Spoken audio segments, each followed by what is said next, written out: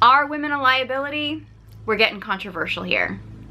Hello everyone, I'm Sarah from Everyday Starlet. Welcome to my channel. I make videos to inspire you to be the star of your own life. Today I want to address a topic that is probably going to get some people riled up, but it's just some stuff I have to say because I've been seeing it a lot on social media and I think it's a really toxic message that's going around, and I just really want to speak on it. So I've been seeing a serious pattern with men in comments, not just on my content, but just comments in general on social media, saying that it is not in a man's interest, there's no incentive for a man to get married anymore, and referring to women often as a liability. I think that that's a really dangerous message to be putting out there, for one, because it's not true, and for two, because I do believe, and I've talked about this in a lot of other videos, so I'm not going to get into my whole conspiracy theory rant, that this is really what they want us to believe. Who they is, I'm not exactly sure who they is, but the people whose best interest it is for men and women to stay divided and for families to stay split up, that's the them, right? So whoever you think is the one pulling the puppet strings, it depends on which conspiracy theory school you belong to, and I say that with the most love. I wear my conspiracy theory hat with pride. I should get my crown. Anyway, so there have been tons of statistics and tons of research, and I have some videos here on my channel as well talking about all of the benefits that a feminine woman will bring to a masculine partner. Now, this is assuming that we have a man who wants to step into the fullness of his masculine, and you have a woman who wants to step into the fullness of her feminine. Because for the majority of men, being in your masculine energy is going to be your best self. You're going to be your most productive, and you're going to be living your best life, really. For most women, being in her feminine energy is when she's going to be at her best. There are exceptions to that rule, and we all contain both energies. I talk about this in a lot of my other videos. However, if we're talking about how men and women in relationships can be at their best and be at their strongest, most men are going to find that being in their masculine energy is going to be their best option. And for most women, being in their feminine energy most of the time is going to be their best option. It's how most of us are wired and how most of us are probably going to be at our happiest. I do want to acknowledge, because I'm sure some people are going to start arguing about this, that first of all, there are a lot of women who are heavy in their masculine energy, who are in a very wounded masculine energy, who are not fully operating from their feminine energy.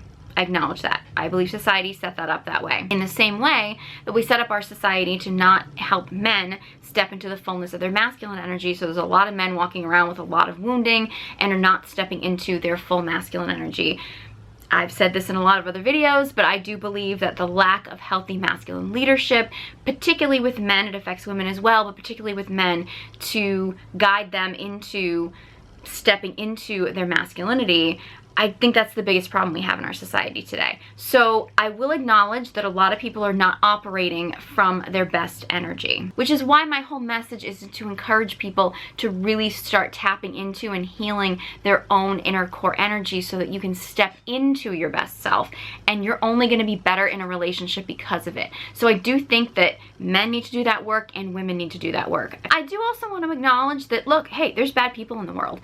You know, being with the wrong woman in a relationship can be very devastating to a man, in the same way that being with the wrong man in a relationship can be really toxic for a woman. If you're gonna sit here and say, okay, all women are bad, or all women are this, or you're gonna come here and try to tell me all men are this, all men are that. I've been guilty of saying things like that before in the past, not gonna lie. I've had to work on that aspect of myself. If you believe that all people of one gender are, you know, inherently bad or inherently toxic or have some kind of toxic trait or something, I would encourage you to do some healing work on that. If you are a man and you want to step into the fullness of your masculine energy, it is so important that you connect with a feminine partner, because masculine and feminine energies, they're equally important, but they're very different, and they bring different things to the relationship. And I hear so many men say that they want a feminine woman, or they want a traditional woman, or they want a traditional relationship. But when you actually ask them, okay, well, what does that mean to you? Or what do you think that this feminine woman or this traditional woman is going to bring to the relationship? Usually they either can't answer, or they complain about all the things that women take from the relationship, or they say they just want regular sex. And I gotta be honest with you, I mean, I'm not saying that the sexual chemistry and the sexual attraction in a relationship is nothing. It's something, it's important. And having that that intimacy is really important for a relationship. However, if your only purpose in having a partner is simply to get regular sexual activity, that relationship isn't going to last. That's not a solid ground for a relationship to be built upon. I would encourage any man out there who says he wants a feminine woman or he wants a traditional relationship, ask yourself, like, what's the reason that you want a woman in your life? And having regular sex can be one of those things. I'm not saying it can't be, but if that's the only reason you're looking to be in a relationship, that's not gonna be solid enough to maintain the relationship. It's not. So if you go into it thinking that women are only going to take from the relationship and they don't give anything to the relationship, I don't really think you're ready to be in a relationship, to be honest with you. And I'm talking about the men because I'm talking about this from this perspective of men leaving comments saying that women are a liability in a marriage and things like that. I'm not saying that women don't have their own healing work that they need to do. They absolutely do. So you're looking at the situation as a man. If you don't actually see the value that having a feminine woman is going to bring into your life, you're never going to find a woman that's going to bring that into your life because you don't even know what you're looking for. So that's the most important thing. And if you're just looking at surface stuff, like you're just looking at regular sex, or you just want someone to cook and clean for you, and I'm not at all saying that those are bad things to want in a relationship, but if that's all you're looking for, you're gonna have a really surface, superficial relationship, and those relationships aren't likely to last long term unless you have two people who are massively dependent on each other for, you know, only those specific surface things. And you're probably going to end up building up resentment because she's probably going to resent you because she's feeling obligated to sleep with you, because nobody wants to have sex with anybody they feel obligated to have sex with. I mean, let's be serious, right? You want to cultivate love and cultivate intimacy in a relationship, and that's what makes it last. You know, you don't want a woman who's just slopping food on your plate because she feels obligated to cook for you. You probably want a woman who actually wants to cook a meal for you to nourish her family out of love, because that's going to be a more nourishing meal than someone who's basically like, I gotta feed this guy again and I gotta feed our kids again. You want to look for what your true value and your true desire in a relationship is, like your deeper need. And I have a video talking about identifying your deeper needs in a relationship, which I'll link to this one. Now, statistically speaking, men who are married and in relationships, happy, stable relationships that have a happy, stable family at home, are massively more successful. They earn a lot more money, they're more successful, because having a woman, having a feminine woman at home who is creating a loving home for you to come home to, which will rejuvenate you to go out and to live your true purpose in life, who supports you in living your true purpose in life, who encourages you. And we could do a whole video just on cultivating sexual energy, but having a feminine woman who is actually creating like deep, soulful intimacy with you, like deep, soulful sex, and not just quick, it's done, whatever, and like having you expel all your sexual energy onto her because you're just kind of using her as tension release. But a woman who actually is practicing like deep intimacy, that's actually like rejuvenating to you sexually and using her sexual energy to rejuvenate you, to go out into the world to slay the dragons and stuff. I mean, that's of huge value to a man. I mean, huge value to a man. And those things aren't necessarily things that, like, her name is not on the paycheck, but to say that that stuff that she is bringing to the relationship isn't of value is a huge insult. And the statistics say, I think it's 70%, I'm pretty sure, of marriages that are filed by the wife. That statistic gets thrown around a lot, but it's not fully accurate, because the person that files for the divorce is not always the person who initiated the divorce or who wanted the divorce. There are certain circumstances, if you think about it, like if there's kids involved, say for example the man leaves the relationship or something, like he's the one that initiates the divorce, the woman is left with the children, it would be, which happens the majority of the time, it would be in her best interest to file for divorce right away so that you could get the process going, so that she can initiate child support and visitation services and things like that. So it probably is true that more women are initiating divorce today than men,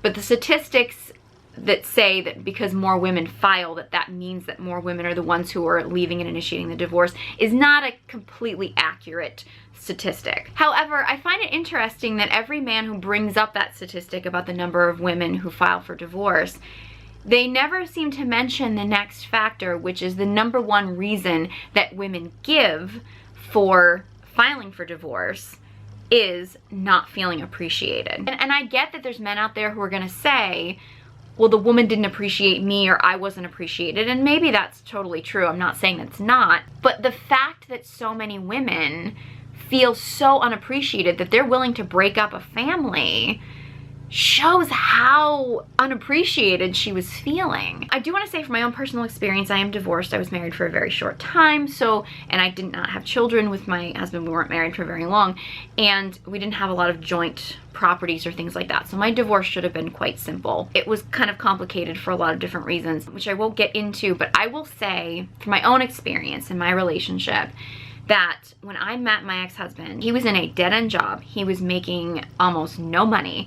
He was in massive, massive debt. He had no money set aside for retirement. He was sick all the time. He had every ache and pain in the book. And he had been at this dead-end job and living this life for like almost a decade before he met me. Within a year and a half of us dating, he had a new job that doubled his salary. He had a huge amount of money set aside in retirement. He had paid off almost all of his debt. He was exercising more and being more active because he was trying to keep up with me. I was cooking most of his meals. He was hardly ever sick. He was in the best health of his life. He was feeling better. He was more energized. He was making more money. He was out of debt just from being in my energy. And I didn't even see it at the time. I didn't even appreciate that I was the energy that brought that out in the relationship. He never saw that, and he never acknowledged it, and never actually gave me any credit for being the inspiration for him stepping out of that. But you can't tell me that somebody is living a certain life for a decade, like all of a sudden their life improves 10 times over, and it has nothing to do with the fact that you're in that relationship, right? But I didn't even see it, and I didn't fully appreciate what I brought to the relationship. And it actually wasn't until he was actually driving away from our divorce settlement in his new car that I realized, I was like, this man is leaving this relationship infinitely better than he was when he entered into this relationship. It was literally just being in my energy because I was caring for him. Of course, I was cooking for him. I was exercising and taking care of myself, so it inspired him to start exercising and taking care of himself. I was the one who was encouraging him, was motivating him, was telling him he was better than that dead-end job that he was in. And while I do believe that our relationship went the way that it was meant to go, and that was, you know, I see what I needed to learn from that relationship, and I hope that he learned something from it too. But he treated me like a liability. I covered all my expenses. I was living paycheck to paycheck, and I was covering all my expenses, and I was very clear from the beginning that I was looking for a man who was going to be the breadwinner. I wanted a provider, and that was what I was looking for. He kept saying that he needed to know, and he would actually use these words, what I was going to cost him, like what providing for me was going to cost him. And he treated me like a liability. And a person can only handle that for so long. When a man goes out into the world and has a job and makes money, and I'm not saying that that's not a very important, valid thing, and he's making the money and being the provider, he gets a paycheck with his name on it. That's hugely validating. When you're doing things like cooking or keeping a house, or you're doing those things, you don't get a paycheck.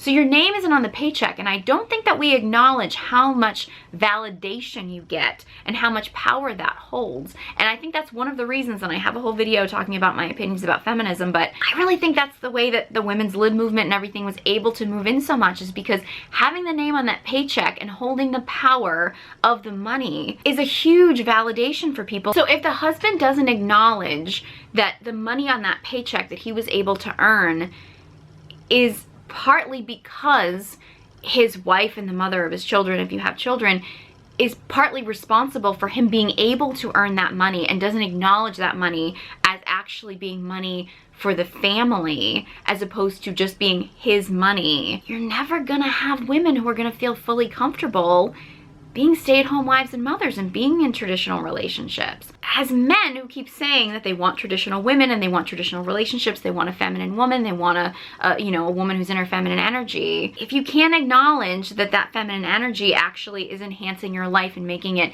so that you're more able to be a traditional man, she's never going to feel comfortable being in that position. She's never going to feel comfortable relaxing into that role, because it's not going to feel safe for her, because she's never getting acknowledged for what she brings to the relationship. That lack of appreciation is going to wear down on her. And I hear a lot of men say that if you get divorced, when a woman leaves, she can take half of everything that's his. That right there is the problem. The fact that men think that everything is theirs and she's taking half of it. If you're married and you're in a relationship and you've built a life together, she's not taking half of what's yours because she created this life with you. So maybe the money came in your name, maybe the paycheck came in your name. It's not half yours. It's all of both of yours, and she's taking half of it. Now, are there women who are going to take advantage of that? Yes, of course there are. Because in any situation that you're in, there are going to be people who are going to take advantage of the system. However, I've spent many, many years listening to men complain about how divorce favors women. I can tell you from personal experience, from going through a divorce does not, most of the time, there's exceptions, but most of the time, divorce does not favor women. Divorce favors children. And the majority of the time, it's the woman who has to care for the child. That's just the way the statistics work out, right? And if you want women to feel safe being stay-at-home wives and mothers, because statistically speaking, that is vastly the best scenario for raising a family. That is overwhelmingly the best scenario, is to have a woman who's a stay-at-home wife and mother. If you want women to feel comfortable doing that, for one, you have to acknowledge what she brings to the relationship, and two, you have to have a situation where if she is left by her husband, that she will be taken care of. You have to have that. If you think about it, if it's a man, if you have a job and you get fired from your job, you go on unemployment. If as a woman, you choose to not have an income, to not have money in your name, to not be building a career, and you choose to stay home and you choose to be with your family and be with your children because that's what you choose to do. If you don't have a situation where if your husband up and leaves you, or your husband starts abusing you, or if your husband decides to start running off with another woman or something, if you don't have the ability to do what you need to do to leave the situation and know that your children are going to be taken care of and yourself is going to be taken care of, because when a woman leaves a relationship and she's a stay-at-home wife and mother, everybody's like, well, she has to go to work. She still has to raise children. It's still in the best interests of her to be home raising children.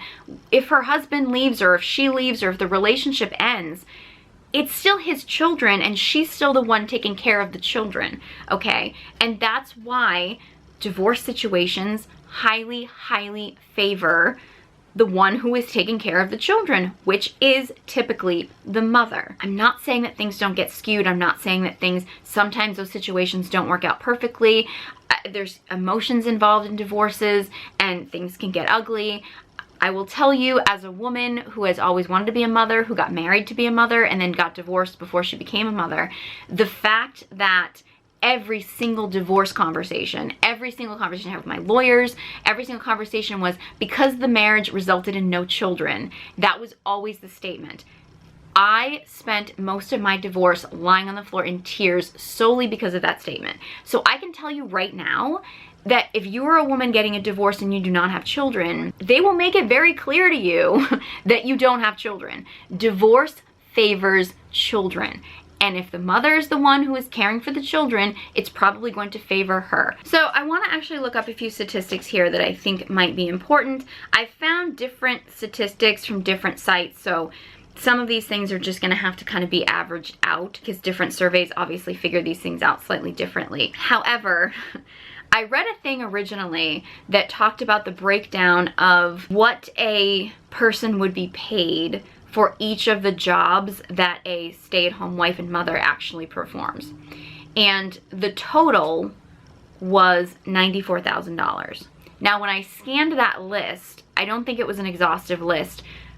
It didn't include having sex with your husband. So if we're talking about hiring a prostitute, I don't know what those go for nowadays, but we're adding on a lot of extra money here. There's one from a statistic from 2019 that said the average median salary for a stay-at-home parent, if you were paid for your services, was $178,000. There's another one from this year, 2022, that was $155,000. So that is what a stay-at-home wife and mother would be paid. I don't know if they're even factoring in homeschooling, because if you factor in homeschooling, so you're talking about actually like being your child's teacher, that I don't know if that includes that or if it doesn't, but more and more people are doing that nowadays. I think it's a pretty good option if you ask me, but I mean, we're talking about in some cases like $200,000 worth of free services that a person is getting simply for room and board, simply for being taken care of, having their basic needs taken care of. I I also looked up a statistic of what the income of the average American male is making. And the income of the average American male, this is from 2019, so it's from a few years ago. The average American male working full-time makes $57,000 a year. Now, nowadays, I don't really know if you could have a stay-at-home parent, especially if you had kids, if your salary was basically just under $60,000 a year. I mean, I think it probably depends on where you live in the United States, because the cost of living is obviously different depending on where you live. We're talking about the stay-at-home wife and mother actually being worth 3 times what the average American male is bringing in at his job. There's also statistics that show that even in relationships where the couple is bringing in 50-50 income levels, or somewhere around that where like both couples are working, the statistics I've seen are that women do on average 95% of the household chores. So most women are being expected to do the vast majority of the duties of a stay-at-home wife and mother and be working a job. So most women are burnt out. So that when I hear men complain about like, well, my wife doesn't want to have sex with me, it's like, hey, something's got to give. And I know for most men, they're like, well, I don't want sex to give. It's like, well, you got to figure out something, right? I mean, women are so burnt out nowadays. And again, the fact that so many women are filing for divorce, and the reason so many of them are filing for divorce is because they're not being appreciated. If as a woman, if you're being expected to be a full-time wife, a full-time mom, and produce a full-time salary, at a certain point, you're gonna kind of decide, well, maybe I don't want the relationship with the man. Maybe I'd just like him to be paying some child support money, because you can't handle having the relationship too. Like, something's gonna have to suffer.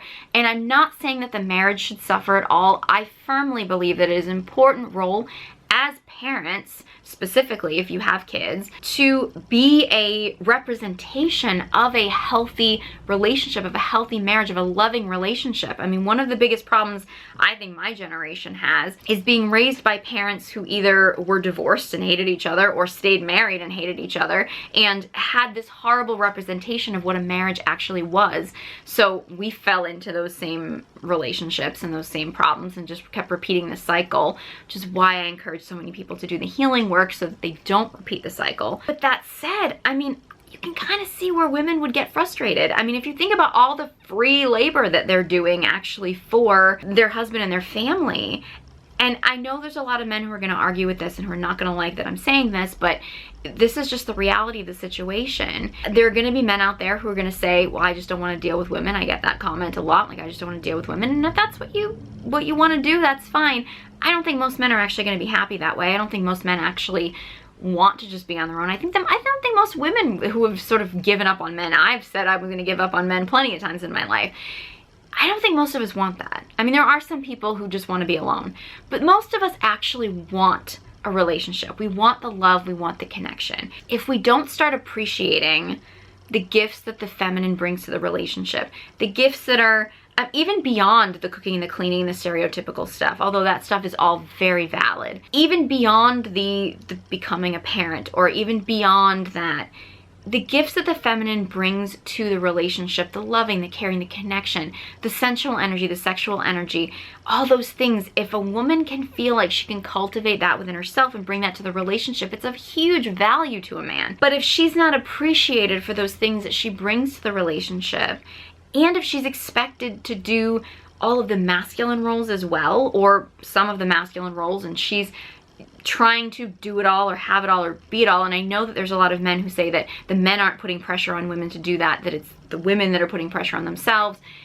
I would say it's society that is putting pressure on them, but there are a lot of men out there who put a lot of pressure on women to contribute financially 50-50, which is really a scam for women because it never ends up actually being 50-50. I think every man needs to look at how Steve Harvey treats his wife. When he talks about like splitting up finances and splitting up money, and he makes sure his wife has more of the money in her finances, because at the end of the day, she's gonna spend it on keeping up her appearances. She's gonna spend it on getting her hair done, getting her nails done. She's gonna spend it on looking good and feeling good, and that benefits the man. Guys, if you're with a woman who is looking good and feeling good, it's gonna benefit you. When women feel beautiful, when women feel like they're glowing, when they feel sexy, when they feel beautiful, even if other men are checking them out or whatever, but if she's with you, I mean, obviously if she's fooling around, that's a whole other situation, and I'm not justifying that at all. I don't justify infidelity. But, you know, maybe she's getting some attention from other men, but she's still focused on you, and she still loves you.